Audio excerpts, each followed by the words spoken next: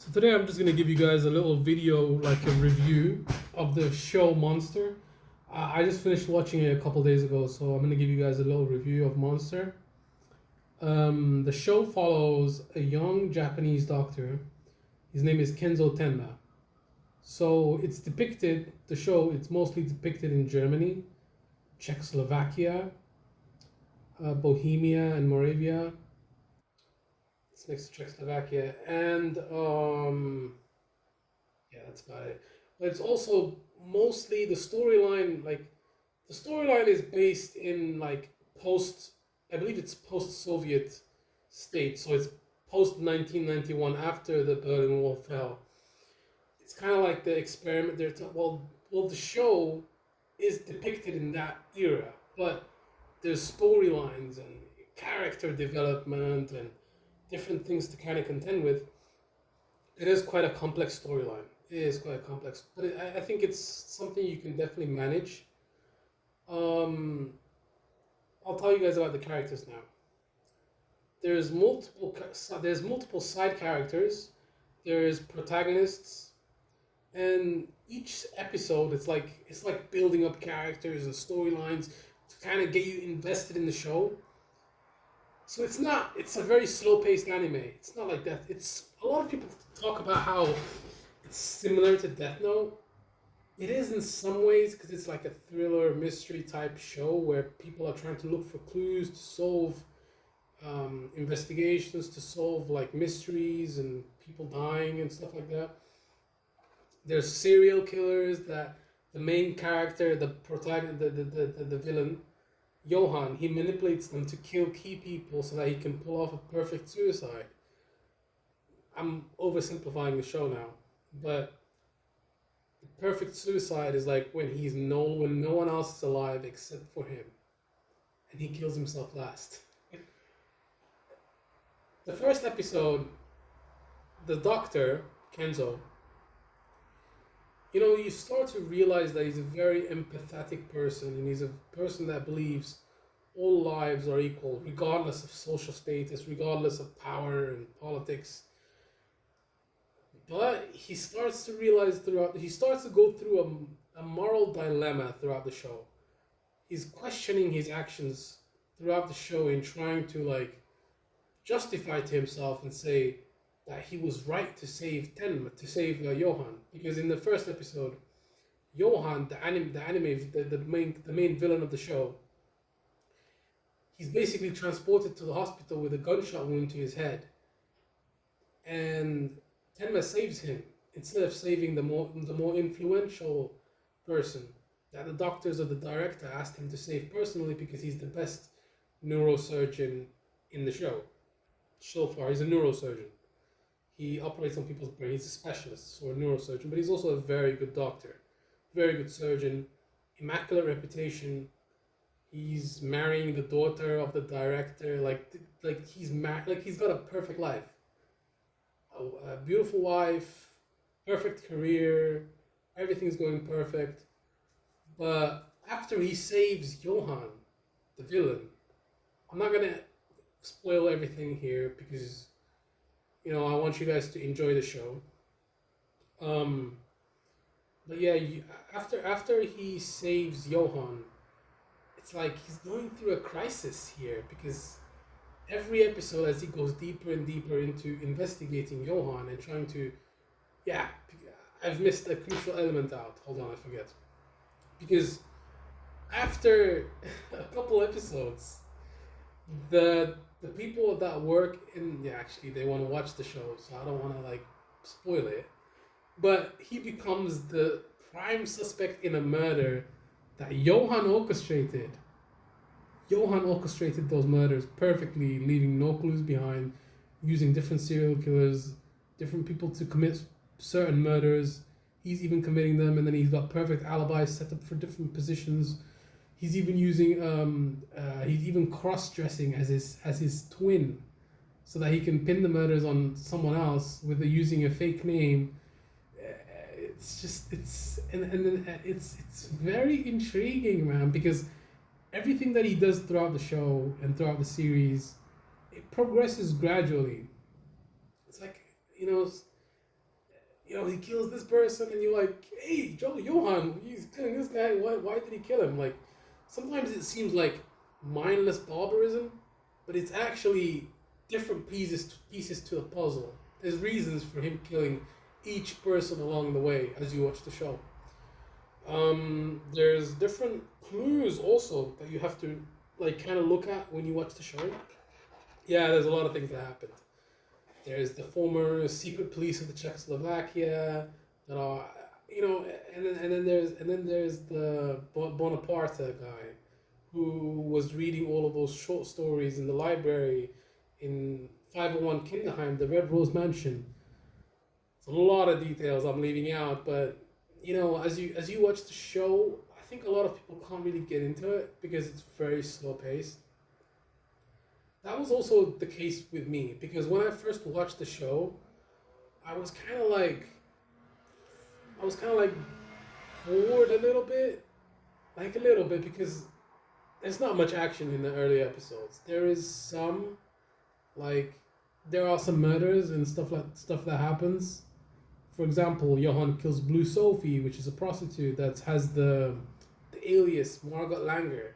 And Margot Langer is the key for Johan to meet the what's his name, that guy, the Count, the guy with a lot of money, the guy that I forget his name, the guy in the wheelchair, that Johan was pushing through the library when everything is burning down. I mean, I believe that the Monster Watchers can comment down below who I'm talking about, but I don't know his name. He sits in a wheelchair, and he's got a son that he didn't know about later on, and he finds him later on in the show because there's the rabbit foot that his mom, the prostitute mom, gave to her son, and then that's how he figured out that that's his son. So the show is good, man. Like I never really expected it to be this good and to be this complex. Like I've watched it once fully,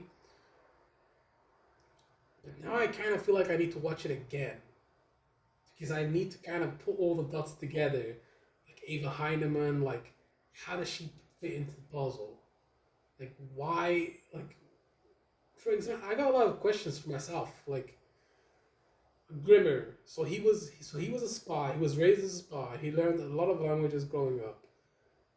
So East Germany was conducting special experiments to create another Hitler. No, it wasn't like that. I think it's more so like if you look at the big picture, there was a Cold War happening between West and East. So the Soviets were trying to find any way to get an upper hand on the capitalists, and the capitalists were trying to get any way they could get an upper hand on the communists. So they were doing secret experiments. I believe they were, because even in World War II, the Nazis were conducting secret experiments on people to try to create the perfect soldier, and they did that. Well, not the Nazis, but the communists did that 20 years later in East Berlin, in Czechoslovakia, because that was in the Soviet sphere of influence, Czechoslovakia. It was an Iron Curtain.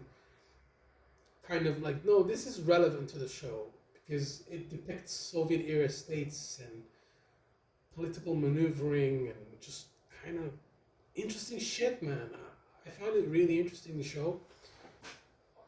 And then there's that guy, the detective. What's his name again, dude?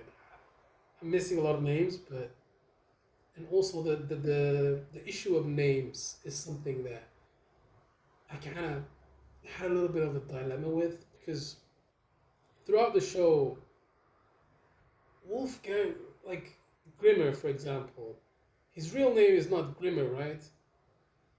It's not. That's not his name. That's his assumed name. That's an alias. That's not actually his real name. Because your real name is the name that's given to you at birth, right?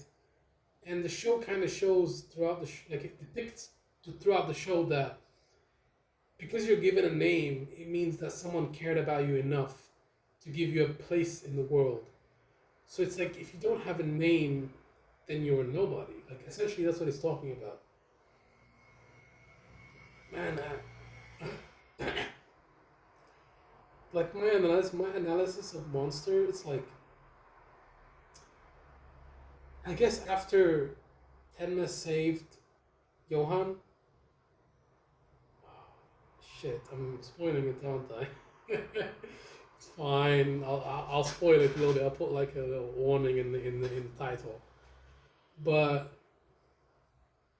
yeah, I thought he made the right decision. Even though after Johan killed so many fucking people, he killed so many fucking people. Actually, yeah, I do have a question. Who killed the Lieberts? Who killed the Liebert family? Was it Lieberts? Yeah, it was the Liebert family.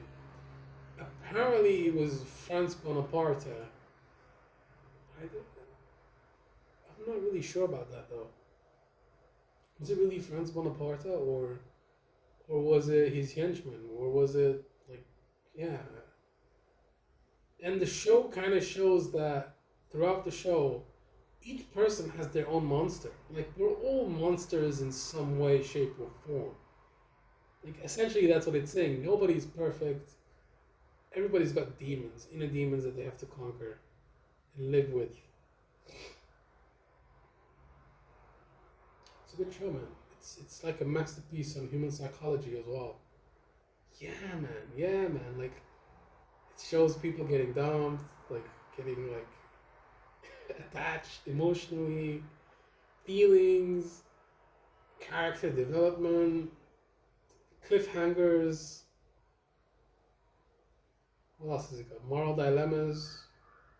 It's got an arc to characters, like character development. Like a character, for example, goes through a traumatic event that kind of shapes their life forever. That's an arc. Where's my arc, man? Remember Christopher in Sopranos when he's like, "Where's my arc, bro? Where's my arc?" Christopher, the fucking drug addict in Sopranos, when he's saying to the other guy, I forget his name, but he's saying, "Where's my arc?" Like he feels like he's not really appreciated, you know.